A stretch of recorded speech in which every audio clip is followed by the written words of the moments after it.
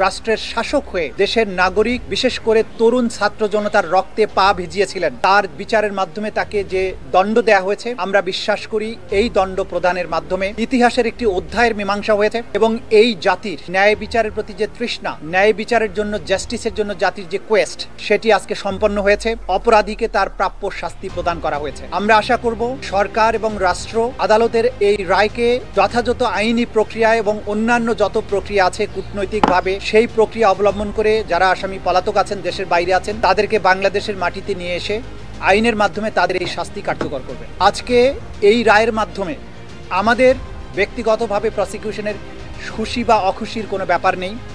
আমরা শুধু এটা বলবো যে শহীদ আসহাবুল ইয়ামিন, শহীদ আবু সাইদ মুগ্ধ, শহীদ আনাস, শহীদ সজল, শহীদ তানজিল ইসলাম সুজয়, যাদেরকে পুড়িয়ে দেওয়া ছিল, এখন পর্যন্ত তার পারিবারিক কবরস্থানে তার ফেরার সুযোগ হয়নি, আদালত থেকে আদেশ হয়েছে। শহীদ রিয়া গোপ, শহীদ নাইমা সুলতানা, শহীদ আহাদ সহ বাংলাদেশের যে 1400 তরতাজা তরুণ প্রাণ এই স্বৈর শাসনের অবসানের জন্য জীবন দিয়েছেন, তাদের পরিবারে যদি সামান্য একটু স্বস্তি আসে, সেটি আজকের এই প্রসিকিউশনের প্রাপ্তি।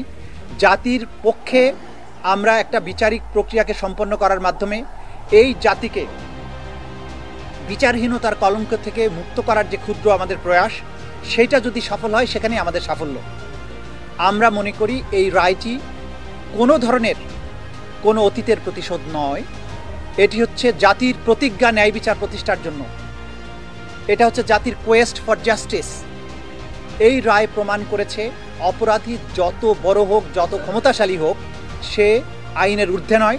এবং বাংলাদেশ এমন একটি রাষ্ট্র যেখানে যত বড় অপরাধী হোক, তার অপরাধের জন্য তাকে জবাবদিহিতার মুখোমুখি হতে হবে এবং তার প্রাপ্য শাস্তি পেতে হবে।